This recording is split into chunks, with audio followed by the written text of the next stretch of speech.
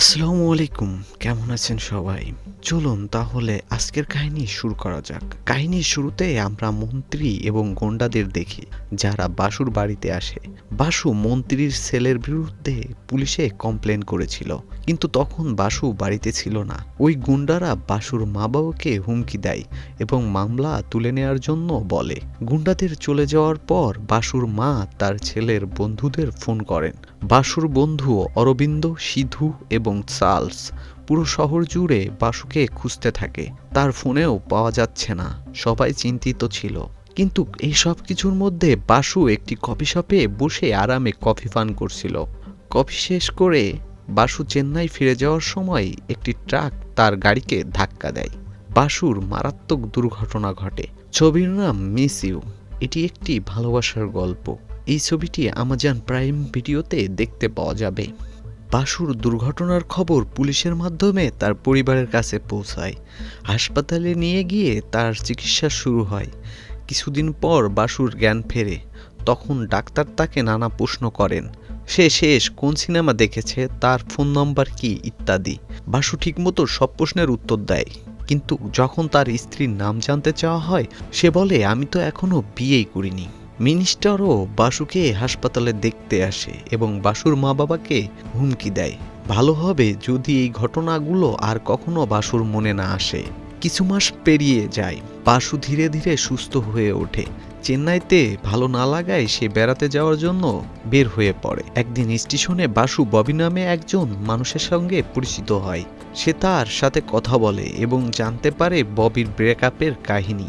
বাসু তাকে অনেক বোঝায়, ভালোবাসা জীবনের একটি অধ্যায় মাত্র, এটি শেষ মানেই জীবন শেষ নয়। পরবর্তী অধ্যায়ে হয়তো নতুন ভালোবাসা তোমার জন্য অপেক্ষা করছে। এরপর ববি এবং বাসুর বন্ধুত্ব গড়ে ওঠে।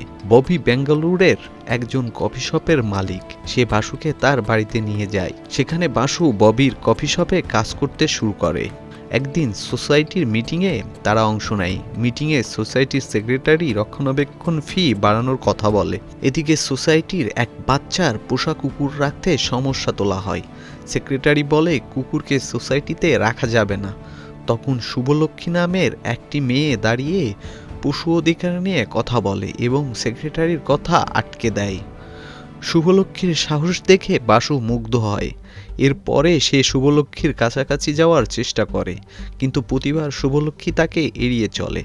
একদিন কফি শপ থেকে শুভলক্ষ্মী বের হওয়ার সময় বাসু তাকে ইমপ্রেস করার আরেকটিবার চেষ্টা করে। এরপর শুভলক্ষ্মী যখন চলে আসে, কিছু গুন্ডা শুভলক্ষ্মীকে ঘিরে ধরে, তাকে হুমকি দিতে শুরু করে। এটি দেখে আমাদের হিরো বাসু দ্রুত সেখানে পৌঁছে যায় এবং শুভকে বাঁচানোর জন্য গুন্ডাদের সঙ্গে মারামারি করে। গুন্ডারা পালিয়ে যায়, কিন্তু এই লড়াইয়ে বাসু সামান্য আহত হয়। শুভ এবং ববি মিলে বাসুকে তাদের বাড়িতে নিয়ে যায়। সেখানে ববি বাসুর হাতে ব্যান্ডেজ লাগিয়ে দেয়। এ সময় কথার মধ্যে বাসু শুভর কাছ থেকে জানতে চায় সে কি এখনো সিঙ্গেল কিনা। অবশেষে সে জানতে পারে যে শুভ এখনো সিঙ্গেল। বাইরে এসে ববি বাসুকে বলে শুভ সিঙ্গেল, তাহলে কালই তাকে বিয়ের প্রস্তাব দাও। তখন বাসু বলে আমি তো আগেই তাকে প্রপোজ করেছি। এটি শুনে ববি অবাক হয়ে যায়। আসলে আগের দিন সকালে যখন শুভ কফি শপে এসেছিল, বাসু তার সঙ্গে কথা বলতে গিয়ে তাকে বিয়ের প্রস্তাব দেয়, কিন্তু শুভ জানিয়ে দেয় যে সে প্রেম সম্পর্ক বা বিয়েতে আগ্রহী নয় এবং প্রস্তাবটি প্রত্যাখ্যান করে। সবকিছু শুনে ববি বাসুকে পরামর্শ দেয় যে যদি শুভকে প্রপোজ করতে না পারো তবে নিজের মাকে তার ছবি দেখিয়ে অ্যারেঞ্জ ম্যারেজের কথা বলো। বাসু ববির পরামর্শ মেনে নেয়। পরের দিন বাসু এবং ববি চেন্নাই ফিরে যায়। বাসু তার মাকে শুভর ছবি দেখায় এবং জানায় যে সে এই মেয়েকে বিয়ে করতে চায়, কিন্তু শুভর ছবি দেখে বাসুর মায়ের মুখের ভাব বদলে যায়। তিনি বাইরে যান এবং বাসুর বন্ধু অরবিন্দকে কল করেন। অরবিন্দ তার বন্ধু সিধু এবং চার্লসকে নিয়ে বাসুর বাড়িতে আসে। বাসু তাদের শুভর ছবি দেখায়। ছবি দেখে তারা হতবাক হয়ে যায়। অরবিন্দ বলে এই মেয়েকে ছেড়ে পৃথিবীর যে কোনো মেয়েকে বিয়ে করতে পারো, কিন্তু এই মেয়েকে নয়, কারণ দুর্ঘটনার আগে তোমার সবচেয়ে বেশি ঘৃণা ছিল এই মেয়ের প্রতি। বাসু এটি শুনে অবাক হয় এবং বিশ্বাস করতে পারে না। তখন অরবিন্দ পুরো ঘটনা ফ্ল্যাশব্যাকে তুলে ধরে। শুভু যখন বাসে বেঙ্গালুরু থেকে চেন্নাই যাচ্ছিল তখন বাসুর পাশে তার সিট পড়ে।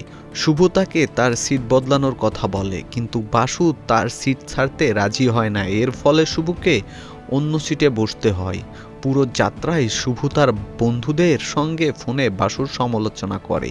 এরপর বাসু বাড়িতে পৌঁছানোর পর তার মা বাবা তাকে শুভর ছবি দেখায় এবং জানায় যে শুভ তার বাবার ঘনিষ্ঠ বন্ধুর মেয়ে এবং তার বাবার ইচ্ছে ছিল তাদের বিয়ে করানো। বাসু প্রথমে রাজি হয় না, কিন্তু মায়ের চাপের কারণে অবশেষে সে শুভর সঙ্গে দেখা করতে যায়। পথে বাসু গাড়ি দিয়ে একজন ব্যক্তিকে ধাক্কা মারে। সেই ব্যক্তি ছিল শুভর বাবা। শুভ সেখানে এসে উপস্থিত হয় এবং তাদের মধ্যে তুমুল ঝগড়া হয়। এত কিছু ঘটার পর বাসু শুভকে ঘৃণা করতে শুরু করে এবং বিয়ের প্রস্তাব প্রত্যাখ্যান করে। অরবিন্দ যখন এই ঘটনা বলছিল তখন বাসুর বিয়ের ফটোগ্রাফার অ্যালবাম খুলে দেখে। সেখানে বাসু ও শুভর বিয়ের ছবি ছিল। দুর্ঘটনার কারণে বাসুর এই স্মৃতি ভুলে গিয়েছিল। এর পরের দৃশ্যে আমরা দেখতে পাই হসপিটাল।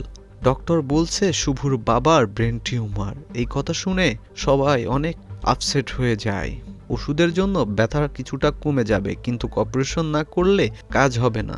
তবে শুভর বাবা বলেন, আমার মেয়ের বিয়ের আগে আমি অপারেশন করাবো কিভাবে? আর যদি আমি মরে যাই তাহলে আমার মেয়ের কি হবে?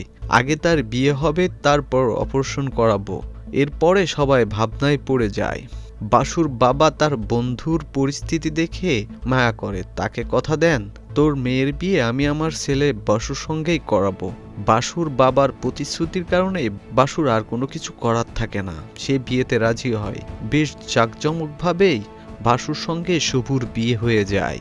বিয়ের পর তারা একসঙ্গে থাকতে শুরু করে। কিছুদিন পর বাসু জানতে পারে যে শুভর বাবার কোনো টিউমার নেই, কিন্তু বাসু তার বাবার সিদ্ধান্তের বিরুদ্ধে কিছু বলতে পারে না। কয়েক মাস পর এক সন্ধ্যায় বাসু তার বন্ধু রামেশ এবং তার প্রেমিকা কীর্তিকে বাড়িতে নিয়ে আসে। তারা দুজন বাড়ি থেকে পালিয়ে এসেছে। বাসু শুভকে বলে যে পরের দিন রেজিস্ট্রার অফিসে তাদের বিয়ে হবে, তাই আজ রাতে কীর্তি এখানেই থাকবে। এরপর বাসু রামেশকে নিয়ে বাইরে যায়। পরের দিন সকালে রামেশ এবং বাসু ফিরে আসে, কিন্তু কীর্তি তখন বাড়িতে ছিল না। আসলে আগের রাতে কীর্তি তার বাবাকে মনে করে কাঁদছিল। তখন শুভ তাকে বোঝায় বিয়ে শুধু দুজন মানুষের নয়, দুই পরিবারের মিলন। শুভর কথা শুনে কীর্তি তার বাবাকে কল করে সব জানায়। রাত ৩টার সময় তার বাবা এসে কীর্তিকে নিয়ে চলে যায়। এই কথা শুনে রামেশ বলে, আমি তো কীর্তির জন্যই আমার পরিবার, বাবা, জমি জায়গা সব ছেড়ে এসেছি। তখন শুভ বলে, এ কথা আমাকে কেন বলছো? কীর্তির বাবাকে বলো। তাদের মধ্যে তর্ক শুরু হয়। এটি দেখে বাসু রেগে যায় এবং শুভকে আঘাত করার জন্য হাত তুলে, কিন্তু মারে না। পরে বাসু তার বন্ধুদের বলে, এই বিয়েতে আমি আর খুশি নই। কিছুদিন পর বাসু এবং শুভ একসঙ্গে সিনেমা দেখতে যায়। বাসু একজন স্ক্রিপ্ট রাইটার এবং সে অনেক সিনেমার স্ক্রিপ্ট লিখেছে। থিয়েটারে থাকা অবস্থায় একজন প্রযোজক তাকে কল করে এবং স্ক্রিপ্ট শোনানোর জন্য ডাকে। বাসু শুভকে একটি অটোতে বসিয়ে বাড়ি পাঠিয়ে দেয় এবং নিজেই স্ক্রিপ্ট শোনাতে যায়। পরের দিন সকালে সবাই নিউজ দেখছিল। নিউজে জানানো হয় একটি দুর্ঘটনায় ডেলিভারি বয় মুরাল্লির মৃত্যু হয়েছে। মুরলি ছিল বাসুর বাড়িতে আগে কাজ করা এক গৃহকর্মীর ছেলে। এই খবর শুনে বাসু অবাক হয়। তখন শুভ এসে জানায়, এই ছেলেটি দুর্ঘটনায় নয়, হত্যা হয়েছে, যা আমি নিজের চোখে দেখেছি। শুভ বলে, সেই রাতে আমি থিয়েটার থেকে বাড়ি ফিরছিলাম। রাস্তায় অটো সিগন্যালে দাঁড়িয়েছিল। পাশেই মুরলি তার বাইক নিয়ে দাঁড়িয়েছিল। মন্ত্রীর ছেলে এবং তার বন্ধুরা মদ্যপান অবস্থায় আসে এবং মুরলির বাইকটিকে ধাক্কা দেয়। শুভ জানায়, মুরলির খাবার সব মাটিতে পড়ে যায়। সে মন্ত্রীর ছেলের সঙ্গে চিৎকার শুরু করে। পরে তারা মুরলিকে মারধর করে মেরে ফেলে। বাসু শুভকে পুলিশ স্টেশনে কমপ্লেন করতে বলে, কিন্তু শুভর বাবা এবং বাসুর মা বাবা বলে ওরা প্রভাবশালী, অভিযোগ করলে বিপদ হবে। বাসু শুভুকে বলে, আমার উপর বিশ্বাস রাখো, আমি তোমার কিছু হতে দিব না। কিন্তু শুভু ভয়ে পিছিয়ে আসে। এটি দেখে বাসু রেগে বলে, আমি তোমাকে বিয়ে করেছি আমার ইচ্ছাই নয়, আমার বাবার জেদে। কিন্তু যদি তোমার আমার উপর বিশ্বাস না থাকে তাহলে এই বিয়ের শেষ করা ভালো। বাসু ডিভোর্সের সিদ্ধান্ত নেয়। এরপর শুভুর বাবা তাকে বাড়িতে নিয়ে যায়। বর্তমানে অরবিন্দ জানায়, ওই দিনের পর থেকে তুমি সম্পূর্ণ ভেঙে পড়েছিলে, তুমি হতাশ হয়ে পড়েছিলে এবং সবসময় মন খারাপ করে থাকতে। তারপর তোমার একটি অ্যাক্সিডেন্ট হয়, যার ফলে তোমার স্মৃতিশক্তি হারিয়ে যায়। যে স্মৃতিগুলো তোমাকে কষ্ট দিচ্ছিল সেগুলো তুমি ভুলে গেলে এবং আবার আনন্দে থাকতে শুরু করলে। এই কারণে আমরা তোমাকে কখনোই জানাইনি যে তোমার বিয়ে হয়েছিল।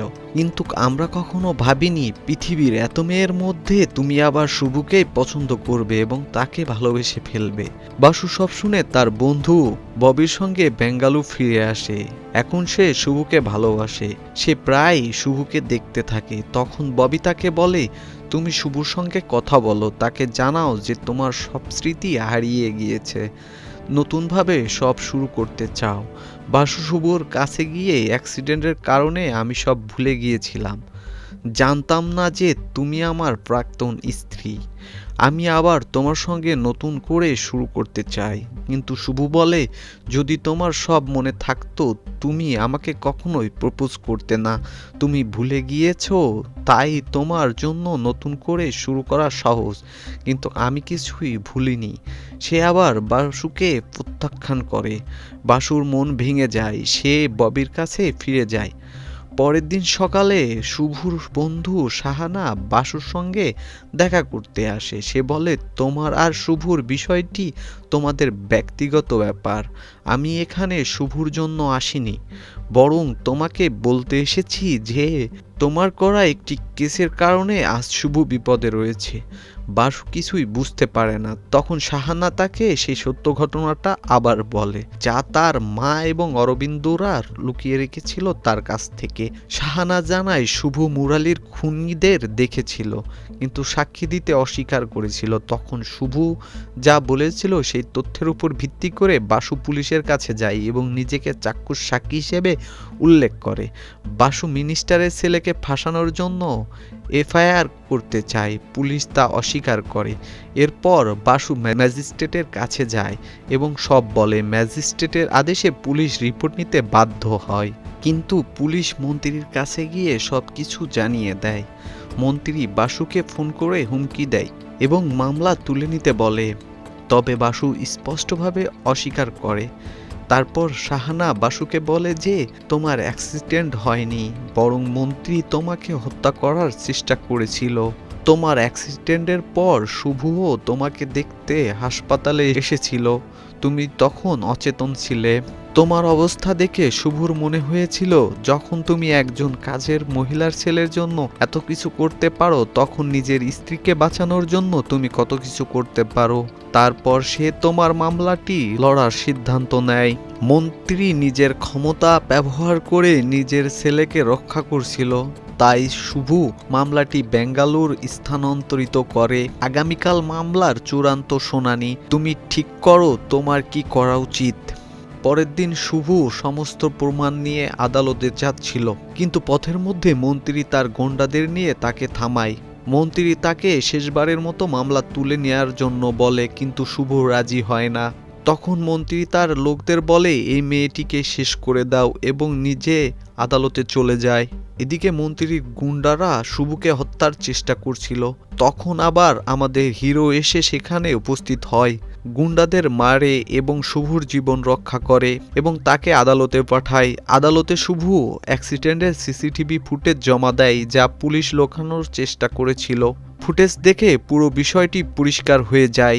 আদালত মন্ত্রীর ছেলেকে আজীবন কারাদণ্ড দেয় এবং তার বন্ধুদের 7 বছরের জেলের সাজা শোনায়। মন্ত্রীর বিরুদ্ধে তদন্ত কমিটি বসানো হয়, মামলা বন্ধ হয়, কাজের মেয়েটি খুশি হয় এবং শুভুকে ধন্যবাদ জানায়। এরপর শুভু চুপচাপ সেখান থেকে চলে যায়। বাসু বুঝতে পারে যে শুভু আর তার সঙ্গে কখনোই থাকবে না।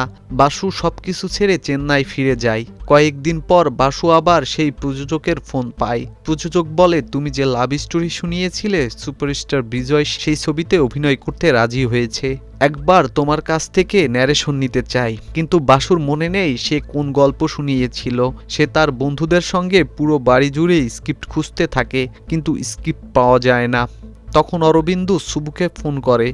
বাসু প্রযোজক ছাড়া শুধু শুভুকেই গল্প বলেছিল। শুভুর মনে ছিল গল্পটি এবং অরবিন্দু অনুরোধ করে বাসুকে গল্প শোনাতে। শুভু রাজি হয়। দুজনে একটি কফি শপে দেখা করে। বাসু ব্ল্যাক কফি অর্ডার করে এবং শুভু লাভ স্টোরি বলতে শুরু করে। কিন্তু যখনই বাসু কফিতে প্রথম চুমুক দেয়, সঙ্গে সঙ্গে তার স্মৃতি ফিরে আসতে শুরু করে। ধীরে ধীরে বাসুর মনে পড়ে বিয়ের পরে সে শুভুকে অনেক কষ্ট দিয়েছিল। সে শুভুকে তার কোনো জিনিসপত্র ধরতে নিষেধ করেছিল। সে বিয়ে বা ভালোবাসার কারণে শুভুর সঙ্গে ছিল না, বরং তার বাবার প্রতিশ্রুতির কারণে ছিল। সে কখনো শুভুর সঙ্গে ঠিকমতো কথা বলেনি। স্মৃতি ফিরে আসতেই তার চোখে পানি চলে আসে।